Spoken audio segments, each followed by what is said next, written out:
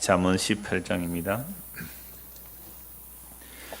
잠언 18장 1절에서 12절까지 보겠는데요. 우리 같이 읽을 말씀은 잠언 18장 10절에서 12절까지 함께 봉독하겠습니다. 여호와의 이름은 견고한 망대라. 의인은 그리로 달려가서 안전함을 얻느니라.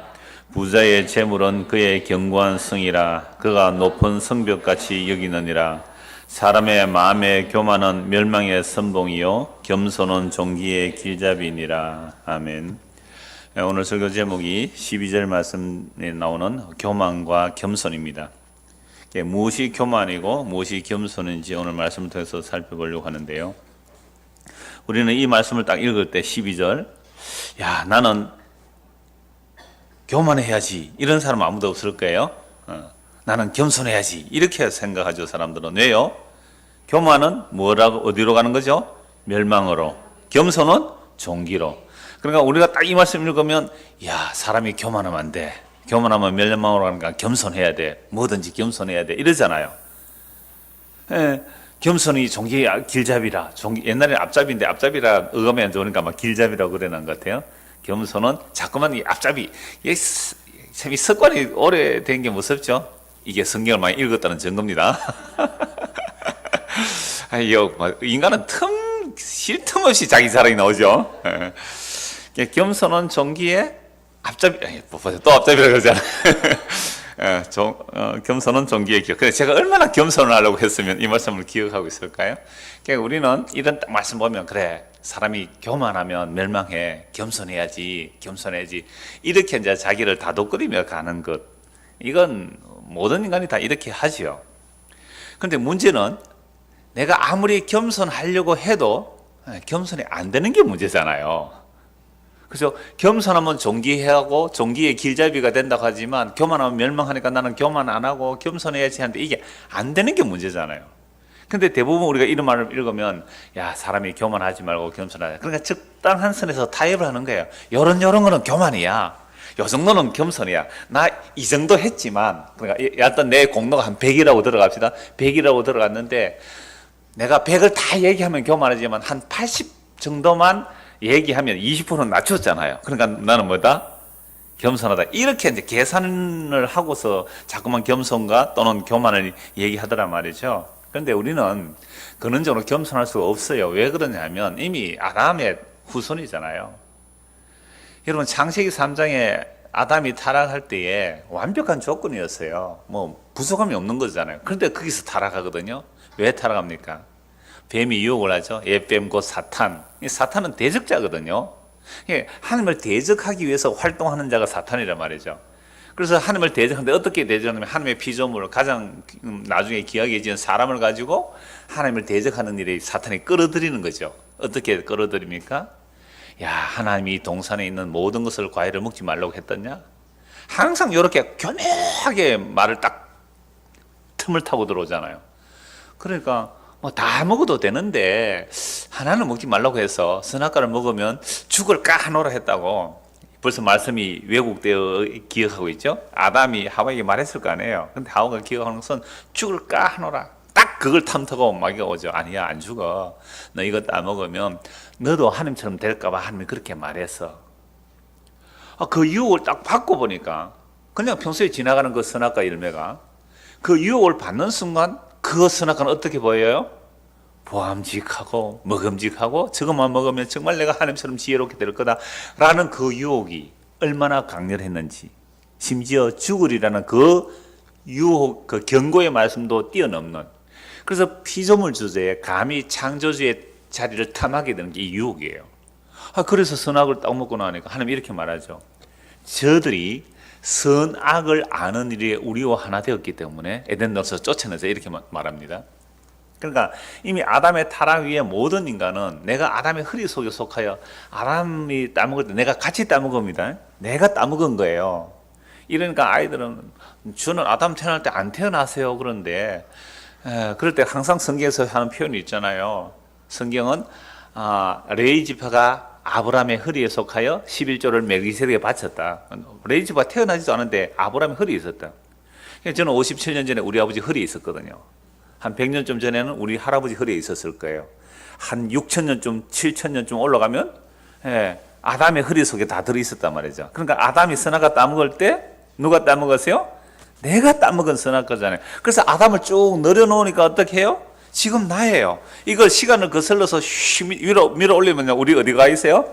아담의 허리 속에서, 아담이 조상이잖아요. 인류의 조상이잖아요. 그러니까 아담의 허리 속에서 다 선악과 따먹은 거예요.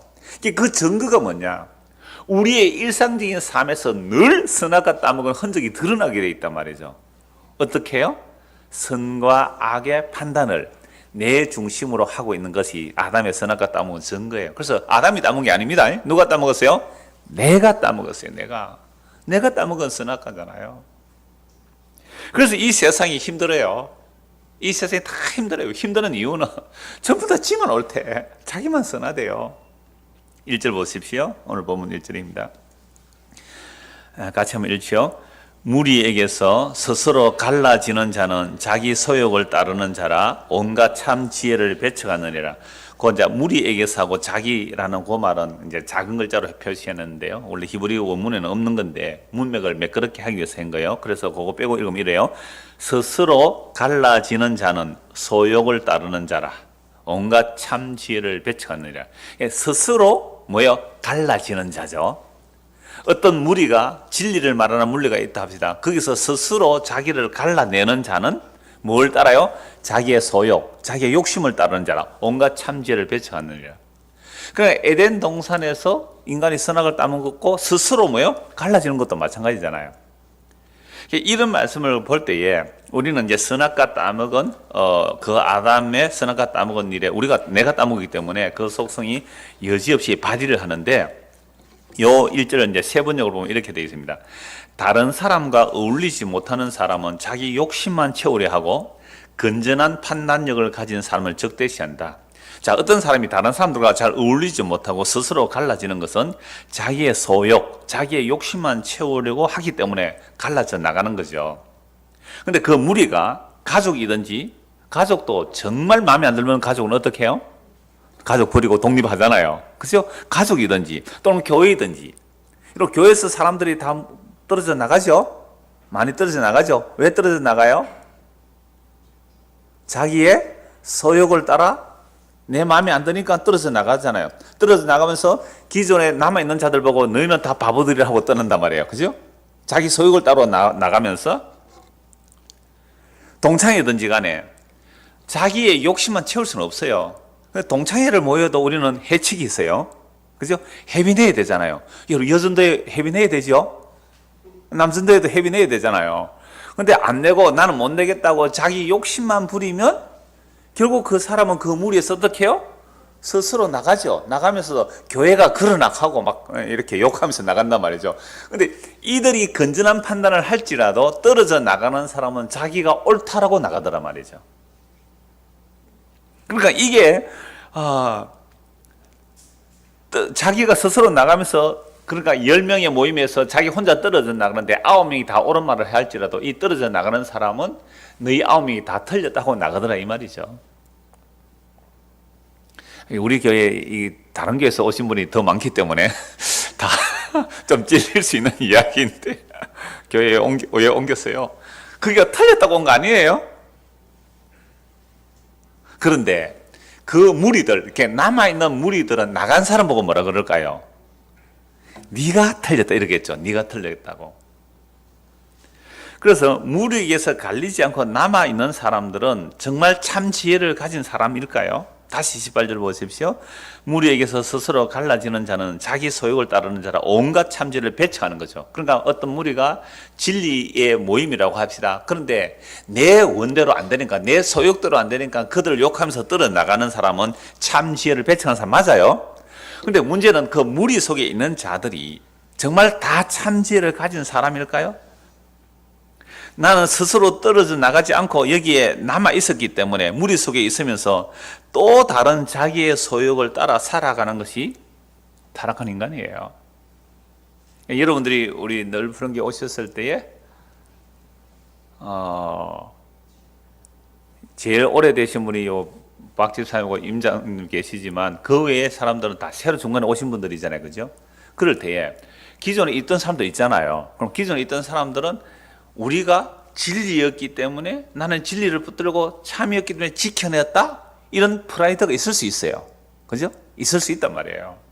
그러면 그동안, 그럼 뭐 이사를 가거나 뭐 이사 안 가도 떨어져 나간 사람, 떨어져 나간 사람들 보고 어떻게 말할 수 있어요? 너희들은 다 틀렸다 할 수 있잖아요. 근데 남아있는 사람이 진짜 진리 때문에 남아있는지, 아니면 다른 어떤 소욕, 자기 만족감이 있기 때문에 남아있는지, 그걸 어떻게 알아요? 남아있다고 해서 이들이 다 진리도 아니고, 떠났다고 해서 그들이 다 비진리는 아니다 이 말이죠. 그래서 제가 왜 이 말씀 드리냐면, 우리가 어떤 모임에서 떨어져 나왔을 때, 여러분들 여러 가지 모임이 있었죠? 세상에 여러 수많은 모임이 있을 때, 그 모임에서 떨어져 나올 때, 내 마음에 안 맞아서 떨어져 나올 때, 우리는 내가 잘못되었다라고 얘기합니까? 그들이 잘못되었다 합니까?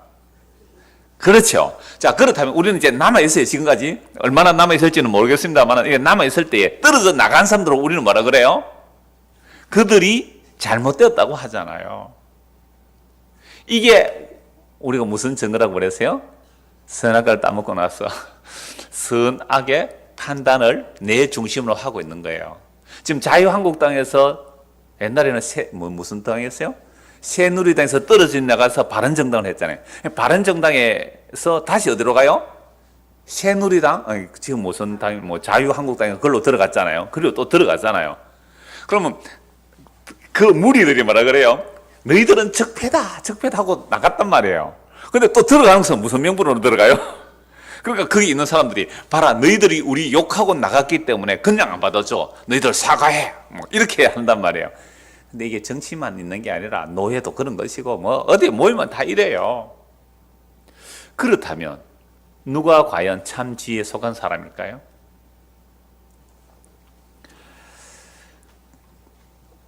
오늘 어떤 분이 전화가 왔어요. 교회에서 안수집사로 뽑혔는데 당회에서, 뭐 안수집사 뽑은 게 아니죠, 뭐 장로나 권사 뽑았는데 당회에서 할당 금액이 온 거예요. 그냥 구체적인 금액을 말 안 하겠어요. 하면 그 교회인지 드러나니까. 한국에 얼마나 교회가 많겠어요? 그러니까 할당 금액이 나왔는데, 그러니까 이걸 안 하겠다고 하면 이제 혼자서 한 20명 뽑혔다고 합시다. 한 20명, 어떤 데 한 30명 뽑잖아요. 그러면 다른 사람 다 할당량을 말없이 하는데 혼자서 이건 아니다 하고 대들고 안 하면 어떻게 되겠어요? 옛날에 울산에 어떤 분이 그래요. 근사로 뽑혔는데, 그러니까 회의를, 한 30명 뽑혔대요. 그래, 회의를 하는데, 우리가 얼마씩 자원해서 헌금을 하자, 뭐, 장로는 얼마, 안수집사는 얼마, 근사는 얼마씩 하자라고 이렇게 의논하더래요. 그래서 결정을 하는데, 그 사람은 이렇게 말했대요.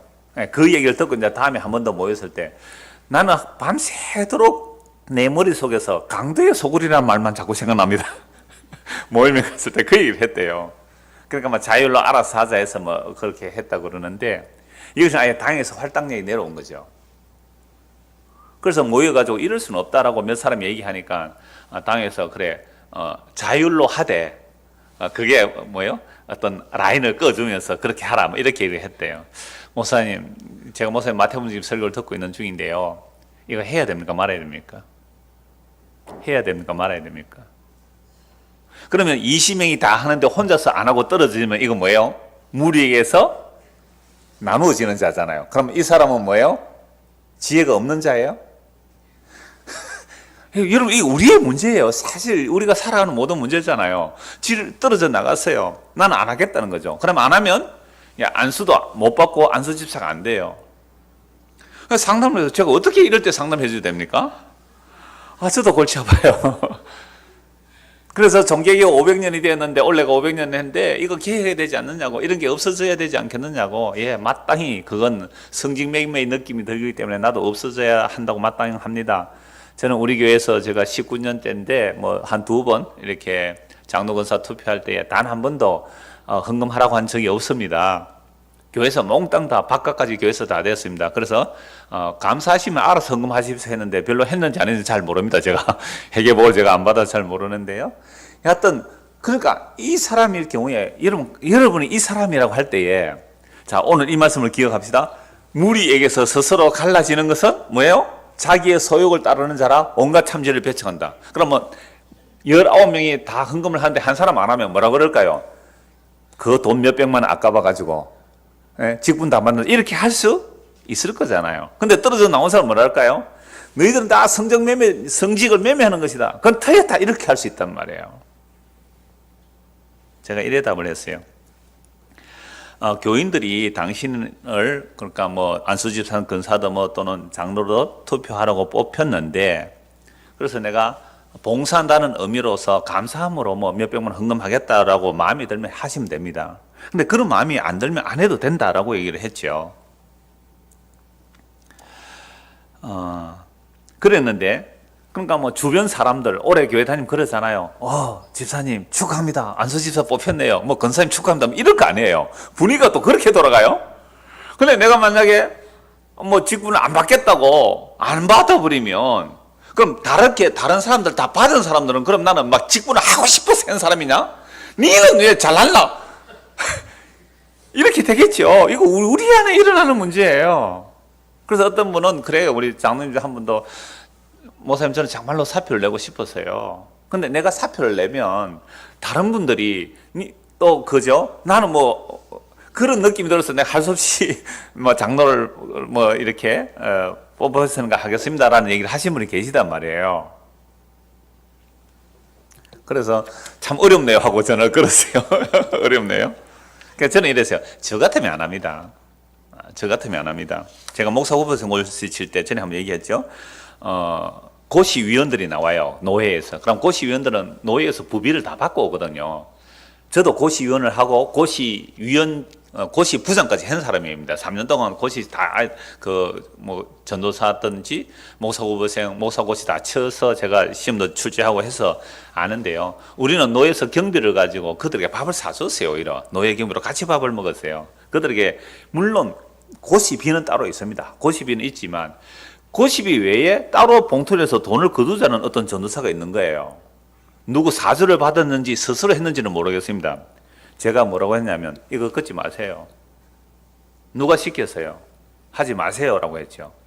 분위기 사해지죠. 만약에 내가 그 돈을 거두는데 내가 돈을 안 내므로 목사 후보생이 취소된다면 나는 목사 후보생 안 하고 목사 안 할지는 나 이거 안 하겠어요 라고 얘기를 했거든요. 그랬더니 거의 뭐 한 11명 되는 사람들이 뭐 수근수근 하더니만은 그런 봉투 하나 놓고 뭐 자율로 하자 그랬다고요. 저는 안 냈어요. 합격은 시켜주더라고요. 그게 보고됐는지 안 됐는지 모르겠지만. 그래서 이제 목사가 됐는데, 자, 제가 이 얘기를 하면서 이런 모습이 또 나의 뭐예요? 의가 되더라니까요. 그래서 제 별명이 대쪼가리라고 했습니다. 경상도 대쪼가리, 대쪽이라는 말을, 우리 집사람도 그런 말을 들었는데, 친구들에게. 근데 이러한 것도 또 자기 의가 쌓이는 거예요. 그런데 이게 교만이에요, 사실은. 이게 교만이더라고요. 그러니까 언제 그 교만이 들통나느냐 하면 어떤 부분에 있어서는 내가 아니요 해야 되는데 어물쩍 넘어갈 때가 있을까요, 없을까요? 누가 있다 합니까? 저도 어떤 경우에 어물쩍하고 넘어가더란 말이에요. 이건 아니요 라고 했는데 부드럽게 그건 안 좋지 않습니까? 이렇게 하고 넘어가더란 말이에요. 그건 아닙니다 라고 말 못하고 그건 안 좋은 건데 하고 넘어가더라니까요. 그러니까 결국은 뭐 대쪽이니 뭐 바르게 하느니 해도 결국 내 안에 또 다른 나의 교만이었던 것들이 무너지더란 말이죠. 그래서 결국 내가 무리에게서 나누어지거나 무리 속에 남아있거나 우리는 어떤 결정만 해요? 자기 좋은 결정을 하더라.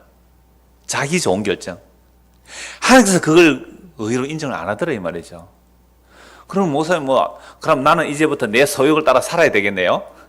그럼 내 마음대로 살아야 되겠네요. 라는 사람은 꼭 이런 사람 나와요. 그래서 제가 분명히 무리에서 나누어지거나 남아있거나 간에 사람들은 자기 좋은 대로 선택을 한다라고 하니까 그럼 내 마음대로 해야 되고 나는 내 이익만 챙기겠어요.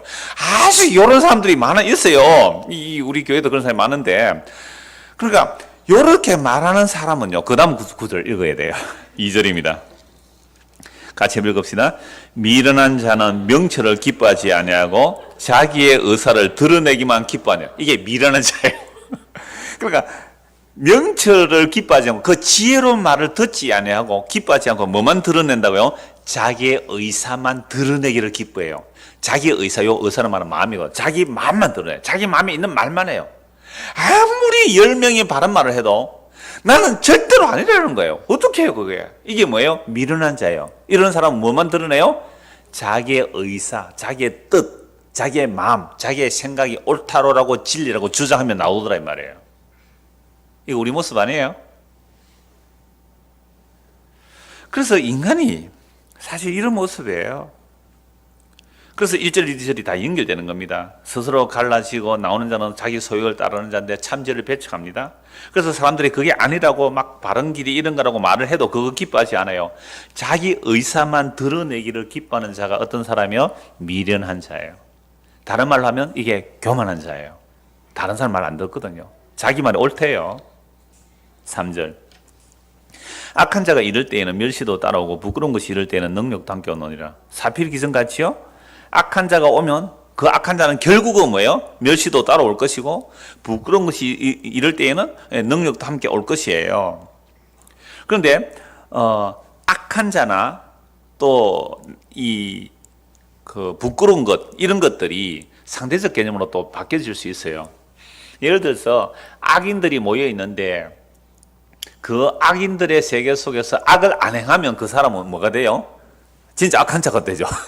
이상한 얘기지만 그러니까 예를 들어서 어떤 집단이 다 뇌물을 받습니다. 그러니까 어떤 10명의 공무원이라고 합니다. 공무원 10명의 어떤 한 그룹 단체가 10명인데 이 10명 중에서 뇌물을 받아서 일이 성사가 되는데 한 사람 중간에 뭐 말단 직원이든지 중간 계급이든지 간에 한 사람의 뇌물을 안 받으면 딱 한 명이 뇌물을 안 받아요. 그러면 일이 성사가 안 돼요. 그럼 9명 이 사람 보고 어떻게 하겠어요?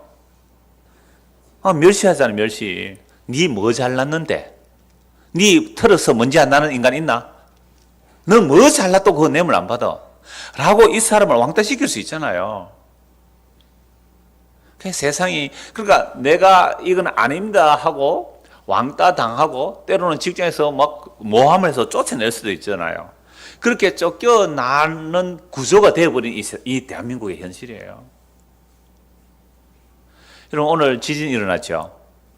저는 예배당에 어제 앉아있기 때문에 이 건물은 굉장히 심하게 흔들려요. 주택보다도. 책장이 덜컥덜컥해요. 작년 9월 달에 일어난 지진보다 체감하는 것은 이번이 더 컸다 그래요. 지진의 강도는 조금 포항에서, 그래서 바로 재난 문자인데 지진에서 포항에서 5.5 지진이 일어났잖아요. 그러니까 이 건물이 흔들흔들 했는데 뉴스 보니까 그 한동대 그 외벽이 확 떨어진 게 나오더라고요. 제가 그거 보면서 한동대 누가 짓는지 모르지만 저 부실 건물이더요. 아니 그 정도 건물에 그 정도 벽이 왕창 떨어졌다는 것은 대충 시멘트 발라가 대충 붙이는 거예요. 그 원칙적으로 안 했던 거예요. 그리고 온갖 벽들이 기둥들이 떨어져서 차 그냥 다 깨어진 모습 봤죠. 그거 제대로 건축했을까요? 한동대가 기독교 대학이잖아요. 그럼 기독교 대학이라면 기독교 대학 지을 때 물론 정확한 사실은 모릅니다만 제가 그 그림을 봤을 때 동영상을 봤을 때 저 정도 지진에 이 정도로 무너내리는 건물은 저는 부실로 본 거예요. 그럼 기독교 대학인데 어떤 기독교 업자가 그게 검사를 안 했을까요? 그러니까 이 건물들이 무너져 내릴 때에 악한 자가 그 건물을 지었다면 결국 그 건물 지은 사람이 누구야? 멸시가 따라오겠죠. 근데 진짜 큰 악한 일들은 덮어진단 말이에요. 무엇으로? 권력으로, 재력으로, 언론도 막아버려, 덮어버려요. 그러나 결국은 드러납니다. 어떻게 하면요? 흔들어버리면. 그래서 제가 이 말씀을 막 설교 준비하는데 지진이 일어났더라고요. 그래서 당장 또 하나 인용했죠. 베드로서 3장 10절 보면 눈에 보이는 하늘과 땅이 사라져요. 모든 물질이 풀어지고요. 이 땅이 불에 탈 때에 그 안에 있는 모든 것들이 드러나리로다. 이 역사 속에 안 드러날 수 있어요. 우리 죽을 때까지 우리의 죄가 안 드러날 수 있고요. 어떤 악한 것들은요, 정말 몇 세대가 지나고도 안 드러날 수가 있을 거예요. 그게 권력이든지 또는 재력으로 자기의 악을 덮어두었다 할지라도 반드시 악한 것에서는 멸시가 따라오게 되어 있어요. 오히려 이 역사 속에서 드러나는 게 낫죠. 그거 숨기고 있으면 불안해서. 그래서 어떤 살인한 사람은요, 몇십 년을 도망다니다가 너무너무 괴로워서 스스로 자수로 나오는 거죠. 자수하는 것이 마음이 더 편하잖아요. 그런데도 사람들은 전부 악을 행하고 있는 세상 속에서는 악을 그냥 덮어두고 살죠. 그러나 멸시 따라옵니다. 반드시 능력이 따라온단 말이죠. 그런데 성도는요, 이 역사 속에서 자신의 그 멸시받는 일이, 능력당하는 일이 이 역사 속에서 일어나요. 어떻게 해요? 하나님의 말씀에 비춰지면 와, 내가 어떠한 악한 자인지, 내가 얼마나 부끄러운 자인지 그게 들통이 나는 거죠. 그렇게 드러날 때에 주 예수 그리스도를 의지하는 것, 이게 겸손이거든요. 근데 우리의 약함과 능력과 멸시받는 이런 악한 것들이 드러나지 않으면 이 사람은 점점 교만해져요. 그래서 하나님께서 교만을 싫어해요. 그래서 하나님께서 사랑하는 자는 그 교만의 끝풀들을 벗겨내는 겁니다. 그래서 내 수치와 멸시가 돌아올 때에 정말 지구멍이라도 들어가고 싶지만 그런 순간에 우리는 누구를 발견해야 돼요? 예수 그리스도. 진짜 우리의 죄악을 자신이 짊어지시고 영원히 덮어주시고 가려주시는 예수 그리스도 안으로 들어가는 사람이 진짜 복받은 사람 아니에요. 그래서 제가 오늘 설교 제목을 가지고 저녁에 집에 가서 집사람 물었어요. 밥 먹기 전에. 여보, 교만과 겸손이 설교 제목인데 뭐가 교만이고 뭐가 겸손이요? 이렇게 물었어요. 답이 뭐라고 했냐면 예수 안 믿는 게 교만이고 예수 믿는 게 겸손이지 이러더라고요. 정답을 말해가지고 더 이상 할 말이 없었는데, 그러니까 사람이, 우리가 예수를 믿는다는 것은요, 내가 얼마나 멸시와 능력이 따르는 악한 죄인지를 아는 사람이 예수를 믿는 거예요. 얼마나 마음이 낮춰져야 예수를 믿겠어요. 근데 교만한 사람 어때요? 아까 제가 얘기했잖아요. 나는 그런 돈, 나 목사 오면서 그걸 돈 안 돼. 나는 바르게 해. 라고 하면서 자기 의를 믿게 되면 예수를 안 믿죠. 이게 뭐예요? 이게 교만이에요. 우리 넓은 교회 온 사람들이 훨씬 교만할 소지가 많아요. 그죠? 교만할 소. 왜? 우리는 그런 헌금 안 해. 우리는. 그죠? 이미. 우리는 11조 그런 것도 없어. 우리는 절기 헌금 그런 것도 없어. 우리는 참 바르게 하잖아. 성경대로 하잖아. 이게 또 다른 교만으로 갈 소지가 너무너무 많아요. 오히려 절기를 지킨다고 할지라도 그들이 정말 감사함으로 주님께 할 수 있는 사람들 많잖아요. 그들 우리 함부로 정죄하고 판단하고 있거든요. 얼마나 교만해서 이럴까요? 제가 앞으로 종종 이런 말씀 드릴 거예요. 왜냐하면 복음으로 자유한다고 하는 사람들이, 진리를 안다는 사람들이 오히려 너무너무 교만하더라니까요. 복음을 아는 이 자체, 지식으로 하는 이 자체가 이미 자기의 의로 자리 잡고 있으니까 회개할 틈이 없는 거죠. 그래서 악한 자가 이럴 때는 멸시도 따르고 부끄러운 것이 이럴 때는 능력도 함께 오는데요. 역사 속에서 감춰질 수 있어요. 힘 있는 자들은. 그러나 주님 오시는 그날에는, 주님 오시는 그날에는요, 그 감추어진 것이 다 드러나게 돼 있어요. 다 드러나게 돼 있어요. 그러니까 성도는 오늘 이 시간에, 그죠? 여기서 이 말씀 앞에 드러나야 돼요. 아, 내가 얼마나 교만한 자인지를 알게 되면 회개하고 예수를 믿는 거죠. 그래서 회개하고 예수를 믿는 사람을 뭐라고 해요? 성경은 겸손한 사람이라. 내가 행한 그 무엇을 믿을 수 없으니까 나는 예수님을 믿습니다. 이게 뭐예요? 겸손한 사람이에요. 다른 데서 겸손하려고 하는 거 아니란 말이죠. 4절입니다. 명철한 사람의 입의 말은 깊은 물과 같고 지혜의 샘은 솟구쳐 흐르는 내와 같느니라. 사람의 입의 말이 뭐가 같다고요? 깊은 물과 같고 지혜의 샘은 솟구쳐 흐르는 내와 같다. 앞에 명철한 그게 원래 없는 단어이지만 명철한 사람이죠. 명철한 사람의 입의 말은 깊은 물이고 지혜의 샘은 뭐예요? 솟구쳐 흐르는 내와 같다. 그러니까 지혜의 샘, 깊은 물, 맑고 깨끗한, 오염되지 않는 생명수와 연결되는 말이죠. 우리 자문 앞에서도 지혜가 생명나무고 지혜가 생명이라는 말을 많이 보았습니다. 그래서 어떤 지혜로운 사람의 입에 그 말이 뭐예요? 생명의 샘이다, 이렇게 말하면 되겠죠. 그럼 도대체 지혜로운 자가 누구죠? 예수 그리스도죠. 그래서 예수 그리스도의 말씀만이 지혜의 솟구치는 생명의 샘이 되는 겁니다. 요한복음 7장 37절 39절 제가 읽어드리겠습니다. 명절 끝날 곧 큰 날에 예수께서 서서 외쳐 이르시되 누구든지 목마르거든 내게로 와서 마시라. 나를 믿는 자는 성경의 이름같이 그 배에서 생수의 강이 흘러나리라 하시니 이는 그를 믿는 자들이 받을 성령을 가리켜 말씀하신 것이라. 예수께서 아직 영광을 받지 아니하셨으므로 성령이 아직 그들에게 계시지 아니하시더라. 이 말씀이 뭐냐면 명절 끝이라서 초막절 끝이에요.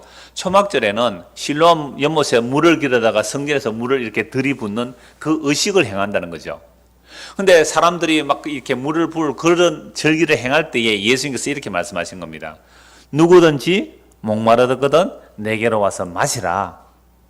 나를 믿는 자는 그 배에서 생수가 강같이 흐르리라 말씀했거든요. 이게 무슨 말씀이에요? 예수님께서 성령을 보내주실 것을 말씀하신 거죠. 그래서 예수님께서 십자가로 하나님의 약속을 다 이루시고 성령을 부어주시면 그 성령이 우리에게 임하게 되면 그 성령이 뭐가 된다는 거예요? 생수의 근원이 되는 거죠. 생수의 원천이 되는 거죠. 그래서 그 예수를 믿는 사람은 그 배에서 생수가 강처럼 흐른단 말이죠. 우리가 다 목마른 사람들이에요. 세상에서 다 목말라 했단 말이죠. 근데 세상에서 목말라 했을 때 뭘로 목말라 했느냐 하면 생존에 관한 것으로 목말라 했어요. 먹을 것, 입을 것. 우리가 다 가난한 세월을 지내왔잖아요. 이 나라가 언제부터 이렇게 잘 살게 되었어요?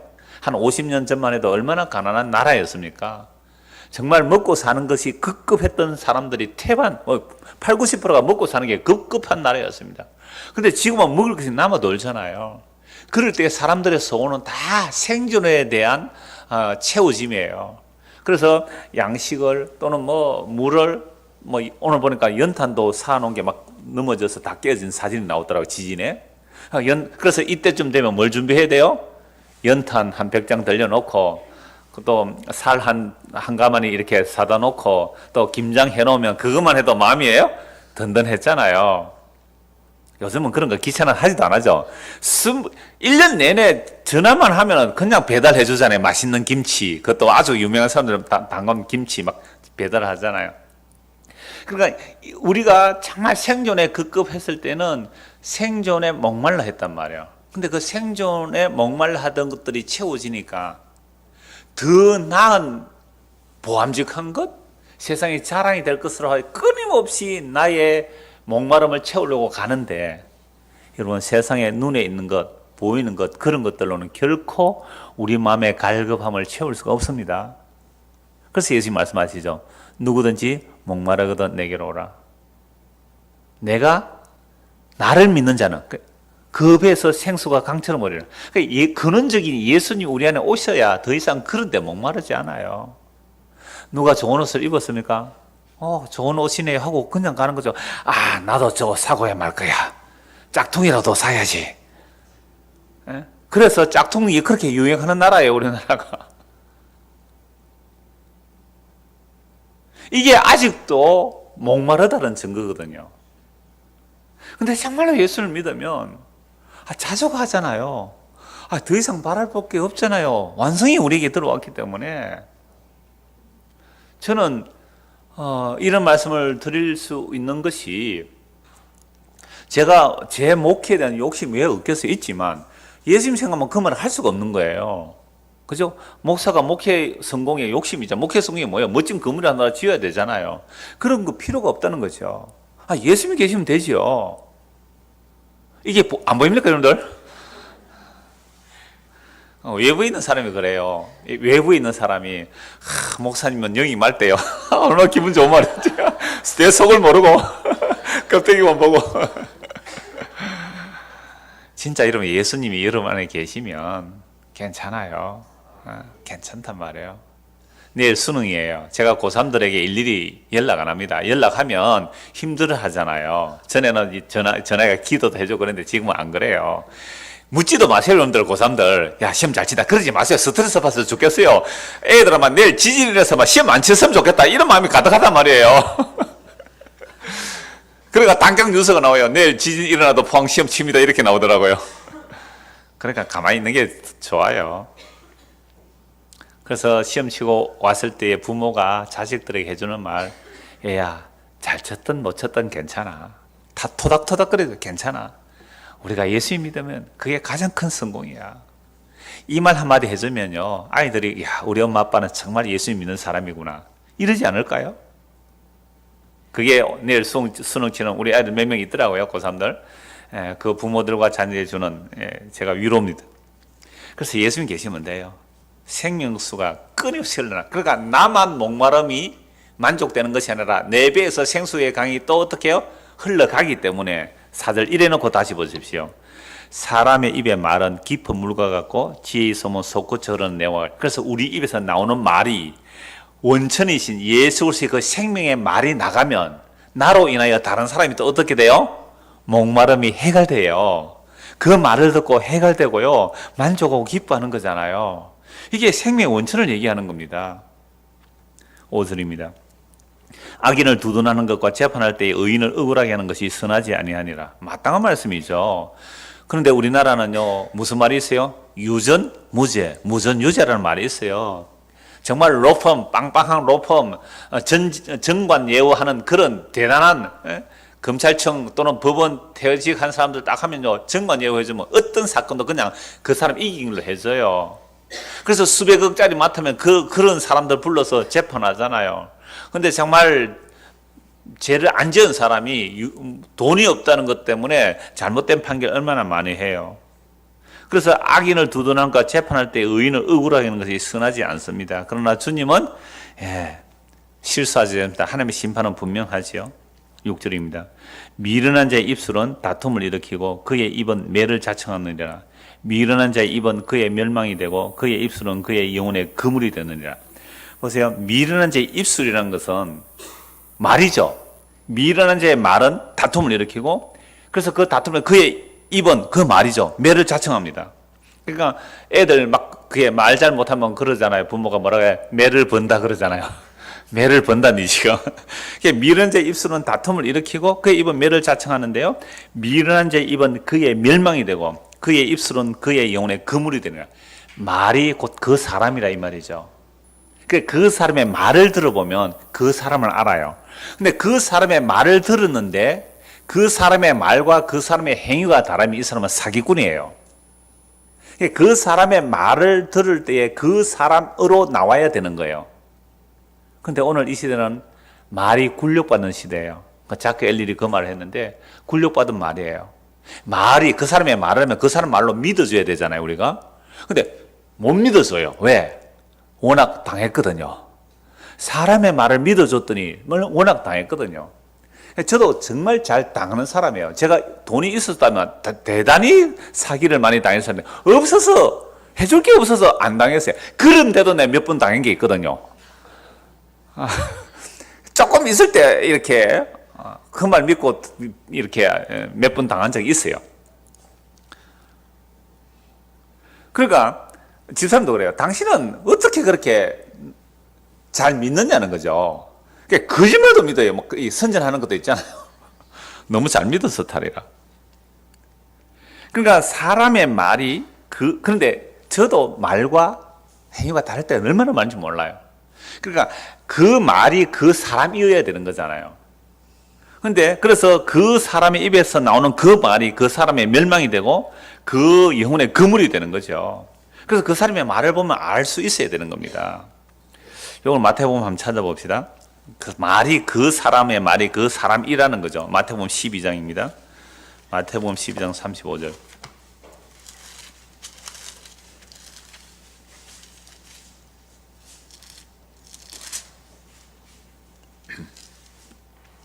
선한 사람은 그 사한 선에서 선한 것을 내고, 33절부터 보죠. 나무도 좋고 열매도 좋다 하든지 나무도 좋지 않고 열매 좋지 않다 하든지 하나 그 열매로 나무를 얻느니라. 그 열매, 뭐 행위라고 볼 수도 있고 말로도 볼 수도 있어요. 독사의 자식들아, 너희는 악하니 어떻게 선한 말을 할 수 있느냐? 이는 마음에 가득한 것을 입으로 말합니다. 지금 예수님께서 누구를 보고 말하는 거죠? 율법주의자들을 보고 말하는 거예요. 예수님께서 안식일에 제자들이 미리살 잘라 먹었죠? 안식일에 손 마른 자를 고쳐주었단 말이죠. 그러니까 왜 안식일에 일하냐고 예수님을 공격했단 말이에요. 그러니까 예수님은 안식을 주러 왔는데 율법 지키는 사람은 안식일을 왜 일했느냐고 예수님을 공격한 겁니다. 그래서 그들을 보고 하는 말씀이 도세의 자식들이라는 거죠. 너희가 악하다. 어떻게 선한 말을 할 수 있냐? 이는 마음에 가득한 것을 입으로 말하라. 자기들은 율법 지켜서 선하다, 자기들은 안식을 지켜서 선하다, 의롭다라고 하는데 예수님께서 안식을 병자를 고쳐주니까 예수님 보고 공격하잖아요. 너희 속에 악한 것이 가득한 너희 독사의 새끼들이래. 그럼 뭐가 선한 거예요?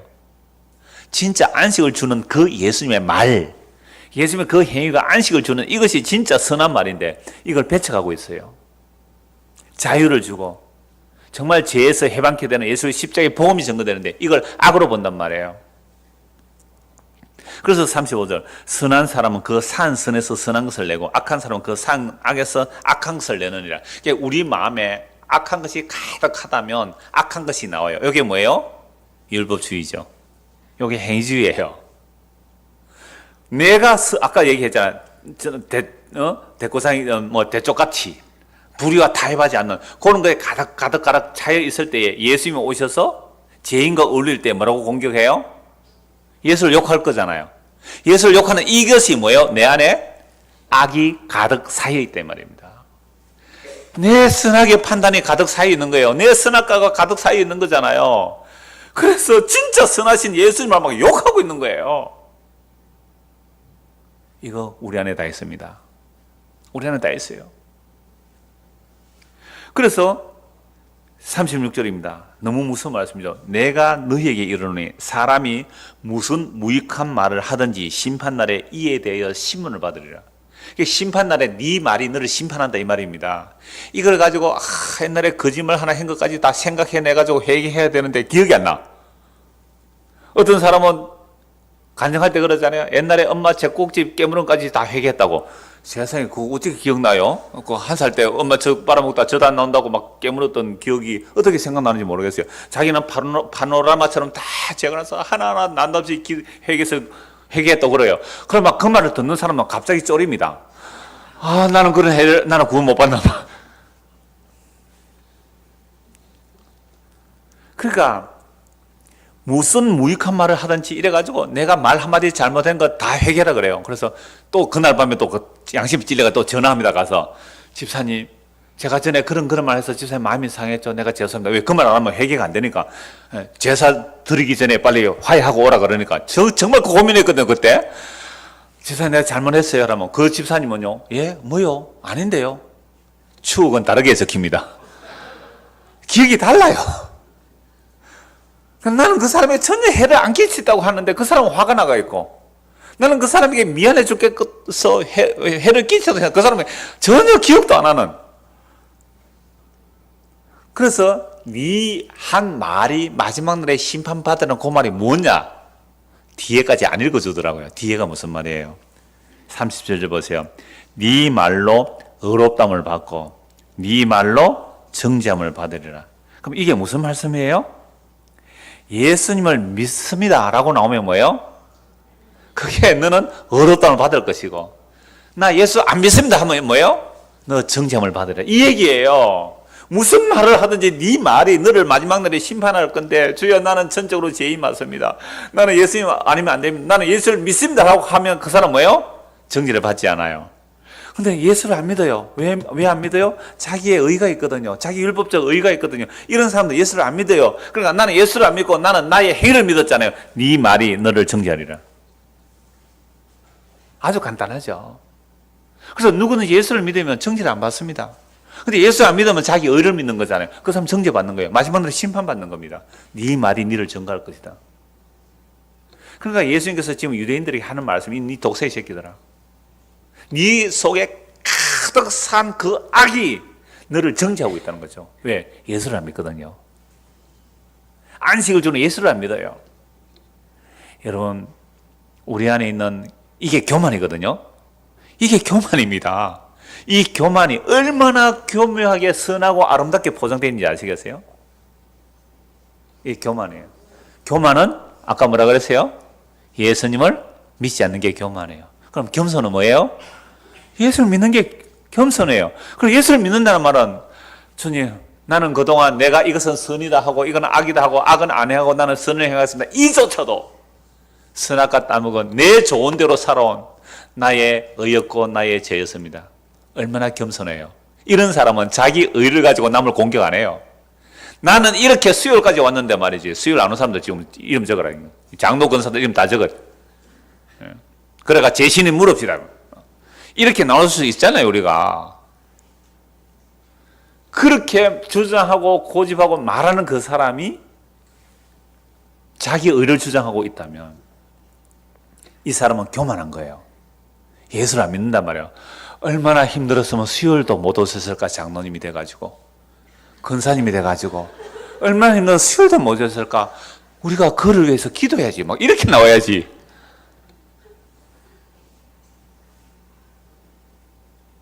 그래서 그 말이 정지하고 그 말이 무익한 말이 심판을 받으라는 말씀이 그거예요. 그래서 네 말로 어렵다는 받고 네 말로 정죄함을 받으리라. 그래서 우리가 그 복음을 듣고 마음으로 믿어 입으로 시인하면 구원을 얻으리라. 근데 그 복음을 듣고 마음으로 믿지 않고 시인 안 하면 그건 심판받는 거잖아요. 그래서 아름답도다 복음을 전한 자를 봐이래요. 그리고 우리가 듣지 못했으면 어떻게 믿을 수 있습니까? 그죠? 듣지 못했다면 어떻게 믿을 수 있습니까? 듣는다는 것은 누가 전해줘야 들을 거 아니에요. 전해준다는 건 누가 보냈음을 받아야 되잖아요. 주께서 보내셔서 그 복음 전하는 자들로 하여금 복음이 선포될 때 그 복음이 아름다운 발휘되잖아요. 그래서 그 복음을 듣고 믿는 자는 뭐예요? 마음으로 믿고 입으로 시인하면 정죄를 받지 않는 거예요. 구원을 받는 거잖아요. 네 말이 너로 어렵다함을 받고 네 말이 너를 정죄하라. 무슨 말씀인지 아시겠죠? 내 말 한마디 잘못하면 이것 가지고 막 회개하고 찾아가지고 고민하고 그러지 마시고 내가 그동안 나는 어렵다고 한 말조차도 나는 죄였습니다 라고 하면서 예수 믿으세요. 이게 나는 내 입으로 예수를 믿습니다라고 하는 이것이 뭐예요? 정죄를 안 받아요. 예수를 안 믿는 만큼 나는 뭘 믿어요? 나의 행위와 나의 의를 믿어요. 그럼 그 사람은 뭐예요? 그날에 심판받을 거예요.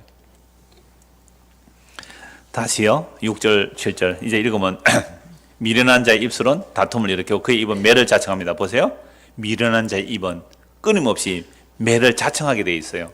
미련한 자의 입은 그의 멸망이 되는 거예요. 왜? 미련한 입은 뭘 안 믿어요? 예수를 안 믿잖아요. 그러니까 이게 아까 교만이죠. 예? 교만이에요. 그래서 멸망이에요. 겸손한 자는요 예수님의 말씀을 믿는 거예요. 그래서 그의 입술은 그의 영혼에 그물이 된다. 미련한 자는 지 말로 그 사람이 정죄를 당하는 거죠. 8절 남의 말하기를 좋아하는 자의 말은 별식과 같아서 뱃속 깊은 데로 내려가느냐. 이런 별식이 뭐예요? 외식이잖아요. 이 외식 왜 해요? 맨날 집밥 먹다가 외식은 맛있잖아요. 짜장면 한 그릇 먹으면 얼마나 맛있어요. 어떤 분이 짜장면 맛있다고 해서 가보니까 별로 맛이 없었다마는 별식과 같아서 간짜장 맛있다 그래서 한 가봤더니 진짜 맛없는 간짜장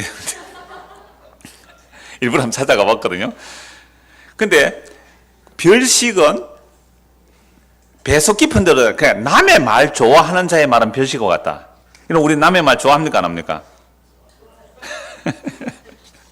좋아하죠. 그러니까 미련한 자의 말, 남의 말하기를 좋아하는 자, 별식과 같이 우리 속 깊이 들어가는데요.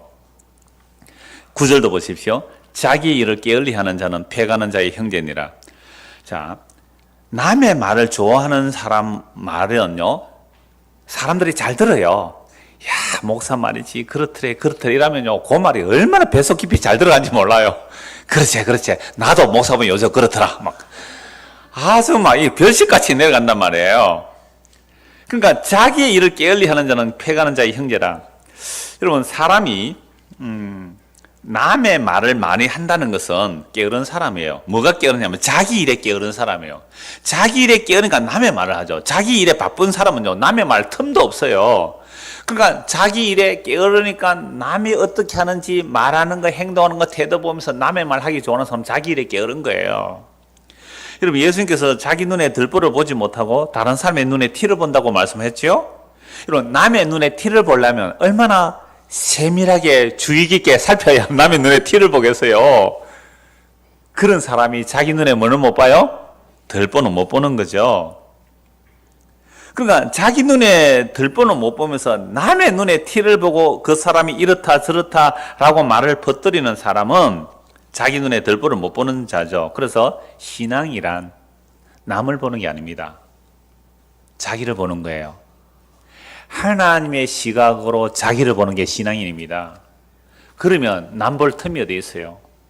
하나님의 시각으로 자기를 본다는 것은 이 성경의 말씀들이 남의 이야기가 아니라 이 말씀이 나에게 비춰지는 거죠. 그래서 안타까운 것은 정작 이 말씀을 들어야 할 사람은 안 듣더라 이 말이에요. 그것도 희한하죠. 이 말씀을 들어야 할 사람은 안 듣는 거예요. 수요일 안 오는 거죠 뭐.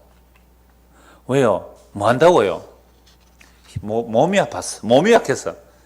몸이 약해서 못 오시면 어떻게 하겠어요? 그런데 다른 일에 바쁘고 말씀 듣는데 게으르다고요? 자기를 돌아봐야 됩니다.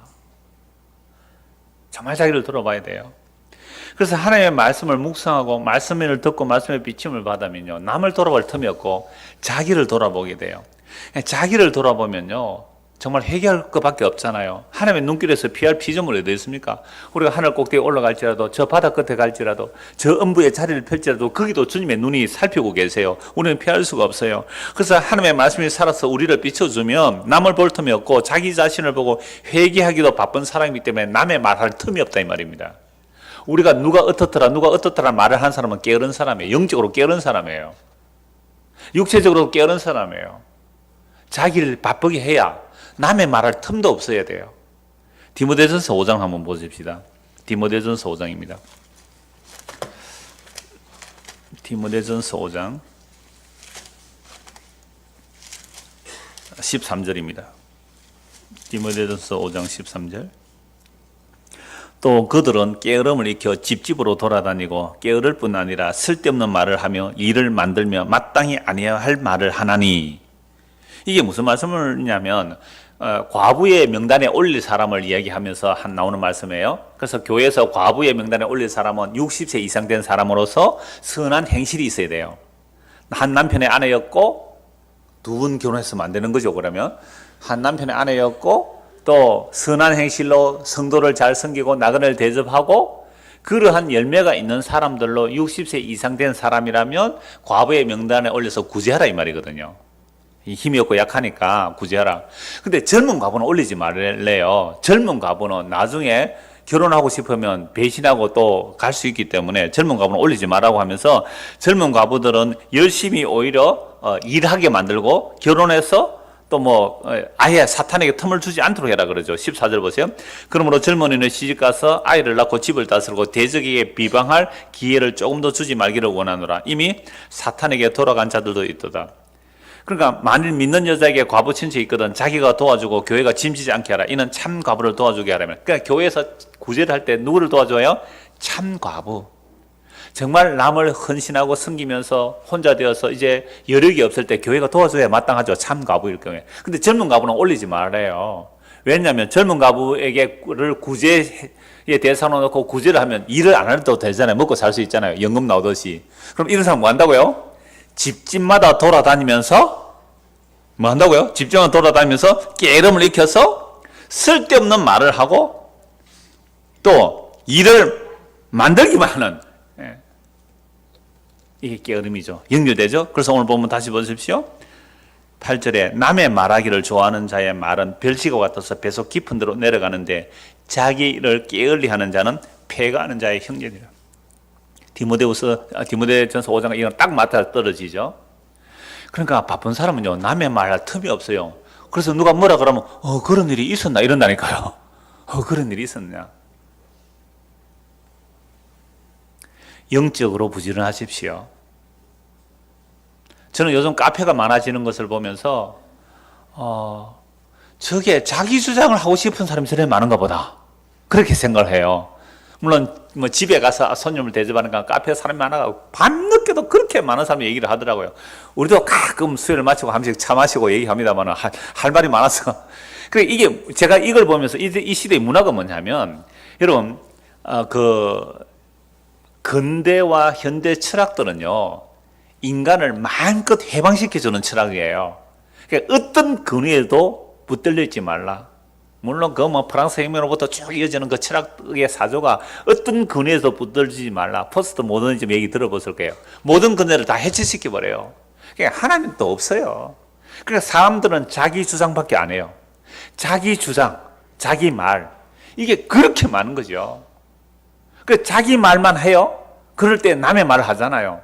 이게 게으름을 익혀서 마땅히 아니할 말을 하는데 그 말들이 자기 별식까지 뱃속에 들어가는데 이렇게 하면 어떻게 된다고요? 패가하는 자의 형제나 패망한다 이 말이에요. 이 자기 일을 게으리하는 거. 영적인 게 부진해 보십시오. 그러면 말씀이 비춰지면요 자기만 회개할 게 더 많은 거죠. 10절입니다. 10절에서 12절이 결론 말씀인데요. 여호와의 이름은 견고한 망대라. 의인은 그리로 달려가서 안전함을 얻느니라. 부자의 재물은 그의 견고한 성이라. 그가 높은 성벽같이 여기니라. 여러분, 여호와의 이름이 뭐라고요? 견고한 망대이기 때문에 누구는 그리로 달려가요? 의인은 그리로 달려가요. 이 의인이란 말은 예수를 믿는 사람은 주의 이름을 의지하는 거죠. 예수의 이름을 의지해요. 여호와의 이름은 신약의 예수의 이름이에요.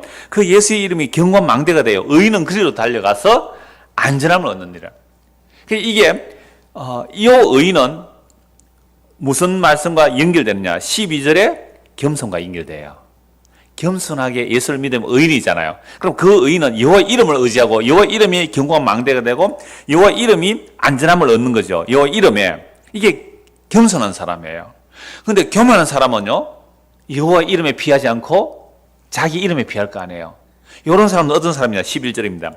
부자의 재물은 그의 견고한 성이라. 그가 높은 성벽같이 여긴다. 이 부자는 세상의 물질만의 부자가 아니에요. 아까 말했듯이 자기 의가 부자인 사람도 부자죠. 그러니까 이런 부자는 자기가 사오는 재물이든지 권력이든지 자기가 산 의든지 또는 세상 사람 윤리 도덕의 어떤 선이든지 이런 것들을 자기가 의지한단 말이에요. 야, 이것이 나의 견고한 성이다. 높은 성벽같이 여기죠. 나는 살아서 복도 받을 것이고 죽어도 천국 갈 것이다. 이게 부자란 말이에요. 부자. 이런 사람은 어디로 안 피해요? 주의 이름을 부르지 않아요. 주의 이름을 부르지 않아요. 그래서 가난한 자가 복이 있다고 했을 때 이 가난은 겸손과 같은 동의예요. 그 가난이란 말은 나는 의가 없습니다. 절대적으로 나는 의가 없습니다. 정말로 가난한 자입니다. 주님의 의가 필요합니다. 이게 겸손이에요. 겸손한 사람은 주의 이름을 믿고 교만한 사람은 자기 의를 믿는 거죠. 자기 재물을 믿는 거죠. 자기 힘을 믿고 자기 선을 믿는 거죠. 이런 사람들은 주를 의지 않습니다. 이게 교만이에요. 되게 설교가 길었습니다만 간단합니다. 교만함이 뭐예요? 예수님 안 믿는 거고요. 겸손은요, 예수님만 믿는 거예요. 예수님만 의지하는 거예요.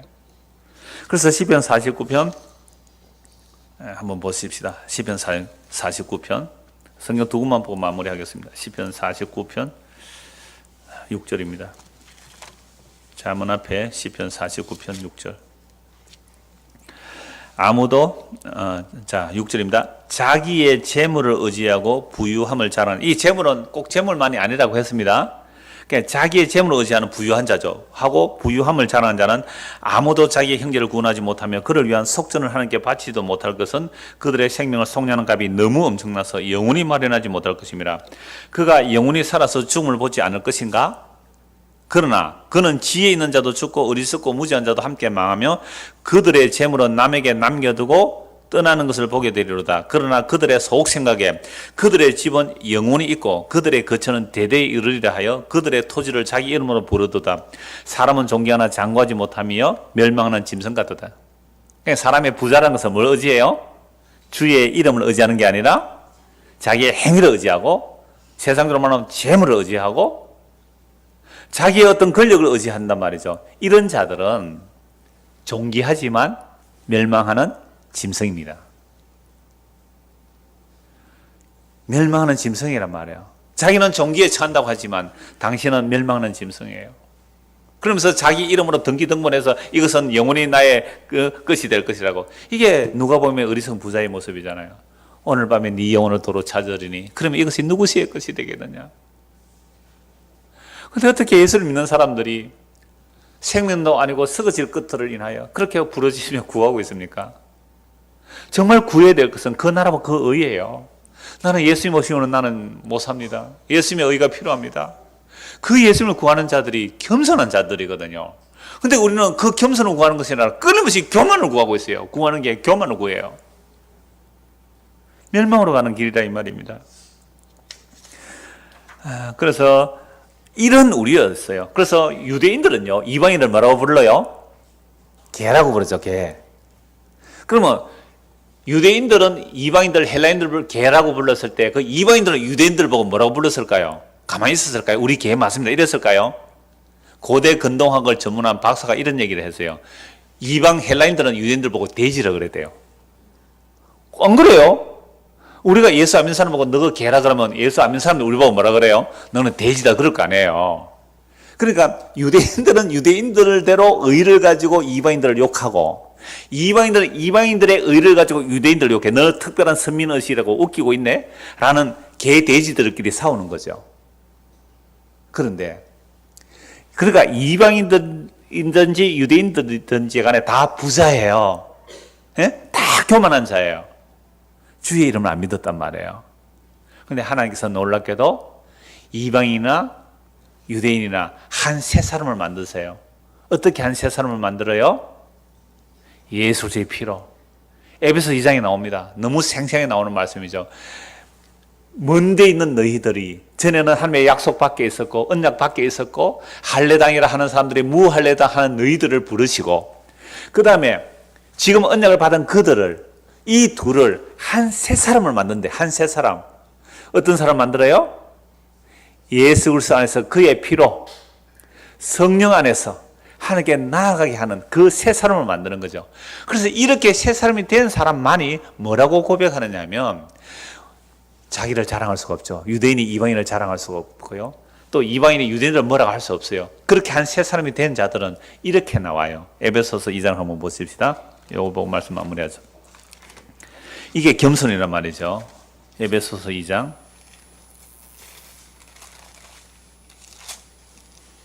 11절입니다. 그러므로 생각하라. 그러니까 우리가 허물과 죄로 죽은 우리가 하나님의 긍휼로 구원을 받은 거예요. 구원을 받은 게 뭐냐를 설명하는데, 우리가 그 은혜로 말미암아 믿음으로 구원을 얻은 것이 뭔지 설명하는 거죠. 11절. 그러므로 생각하라. 너희는 그때 육체로는 이방인이요 손으로는 육체에 행하는 할례를 받아 무리라 칭하는 자들로부터 할례를 받지 않는 무리라 칭함을 받는 자들이라. 보세요. 무리에게서 나누어지는 얘기, 이렇게 연결되죠. 우리는 유대인의 무리야, 너희는 이방인의 무리지, 막 이렇게 될 수 있죠. 자, 그때 너희는 그리스도 밖에 있었고 이스라엘 나라 밖의 사람이라. 약속의 언약들에 대하여는 외인이요 세상에는 소망이었고 하나님도 없는 자이더니 이제는 전에 멀리 있던 너희가 그리스도 예수 안에서 그리스도의 피로 가까워졌느니라. 하나님과 가까워졌죠. 또 누구와 가까워집니까? 그는 우리의 화평이신자 둘로 하나를 만드사 원수된 것 곧 중간에 막힌 담을 자기 육체로 하시고 법조문으로 된 계명의 율법을 폐하셨으니 이는 이 둘로 자기 안에서 한 세 사람을 지어 화평하게 하시고. 이 둘은 뭐예요? 유대인과 이방인이에요. 유대인들은 이방인들을 개라 그러고요, 이방인들은요 유대인을 보고 돼지라고요. 맞지요? 종기에 처하나 깨닫지 못하면 멸망하는 짐승이에요. 주의 이름을 의지해야 겸손한 자인데, 주의 이름을 의지하지 않고 재물을 의지하고 주의 이름을 의지하지 않고 자기 의를 의지한 자들이 다 멸망하는 짐승들이. 근데 이 멸망하는 짐승들을 한 세 사람을 만드는 일에 예수님께서 십자가를 지셨다 이 말이죠. 그래서 그 십자가로 법정으로 된 계명을 폐하시고 이 둘을 한 세 사람으로 만드시는데, 한 세 사람에서 화평케 하시는데 16절 또 십자가로 이 둘을 어떻게 해요? 한 몸으로, 그리스도의 몸으로 만들어 하나님과 화목하게 하려 하십니다. 원수된 것을 십자가로 소멸하시고 또 오셔서 먼데 있는 너희에게 평안을 전하시고 가까운 데 있는 자들에게 평안을 전하셨으니 이는 그로 말미암아 우리 둘이 한 성령 안에서 아버지께 나아감을 얻게 하렵니다. 이게 세 사람이에요. 그럼 우리가 이방인이었잖아요. 우리가 유대인들에 의해서 개라고 취급받던 자들입니다. 그래서 예수님도 유대인이잖아요. 그래서 수르본의 여인이 예수님께서 내 딸을 고쳐주세요 할 때에 예수님 뭐라고 말씀하세요? 주인의 아들의 떡을 개들에게 던지면 마땅치 않다. 이 유대인의 시각이에요. 예수 일부러 그렇게 하시는 거예요. 유대인들 보라고. 그때 수르본이 하는 말이 뭐예요? 주여 나는 개가 맞습니다. 그게 주님 옳습니다. 나는 개가 맞습니다. 그러나 개들도 주인의 상에서 떨어지는 떡부스를 먹지 않습니까?